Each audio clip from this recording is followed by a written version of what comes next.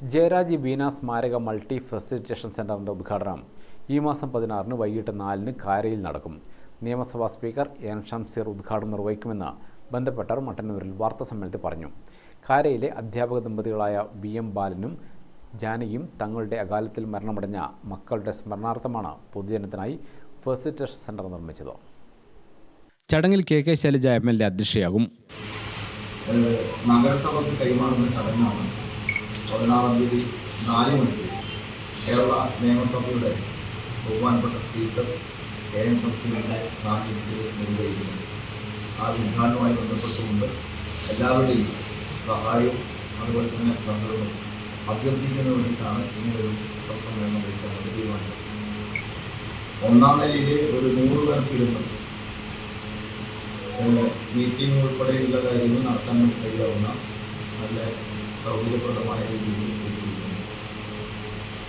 പിന്നെ സ്ഥലത്തിൻ്റെ ചുറ്റുപാടുമായി പ്രഭാത സായാഹ്ന സവാരിക്ക് വേണ്ടി സൗകര്യപ്പെടുന്ന രീതിയിൽ ഇൻ്റർലോക്ക് ചെയ്ത് പാത്തുവേ നിർമ്മിച്ചിട്ടുണ്ട്. അതുകൊണ്ട് നല്ല ഗാർഡനിങ് അതിൻ്റെ ഭാഗമാക്കി ഉണ്ടാക്കിയിട്ടുണ്ട്.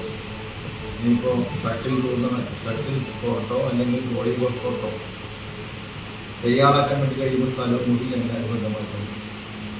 നാട്ടിലെ എല്ലാ വിഭാഗം ജനങ്ങൾക്കും ഒത്തുചേരാനും അവരുടെ സാംസ്കാരികവും കായികവുമായ ആവശ്യങ്ങൾ നിർവഹിക്കാൻ വേണ്ടി കഴിയുന്ന ഏറ്റവും പ്രധാനപ്പെട്ട ഒരു സംരംഭമാണ് ഇവിടെ.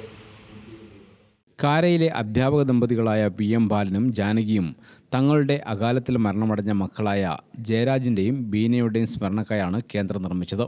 കേന്ദ്രം സ്ഥാപിക്കുന്നതിന് 50 സെൻറ്റ് ഭൂമിയും 65 ലക്ഷം രൂപയും ട്രസ്റ്റിന് നൽകുകയായിരുന്നു. നിർമ്മാണം പുരോഗമിക്കവേ 2 വർഷം മുമ്പ് VM ബാലൻ മരിച്ചു. അദ്ദേഹത്തിൻ്റെ ആഗ്രഹപ്രകാരം കെട്ടിടവും സ്ഥലവും നഗരസഭയ്ക്ക് കൈമാറുകയായിരുന്നു. 2 നില കെട്ടിടത്തിൽ ഓഫീസ് മുറി, കിടപ്പുമുറി, അടുക്കള, 100 പേർക്ക് ഇരിക്കാവുന്ന ഹാൾ എന്നിവയുമുണ്ട്. നടപ്പാത, പൂന്തോട്ടം എന്നിവയും ഒരുക്കിയിട്ടുണ്ട്. വാർത്താസമ്മേളനത്തിൽ നഗരസഭാ chairman N Shajith, secretary Rakesh Paleri വീട്ടിൽ, ജയരാജ് ബീന സ്മാരക trust chairman P Purushothaman, trust അംഗം M ദിവാകരൻ എന്നിവർ പങ്കെടുത്തു. ഗ്രാമിക ന്യൂസ്, മട്ടന്നൂർ.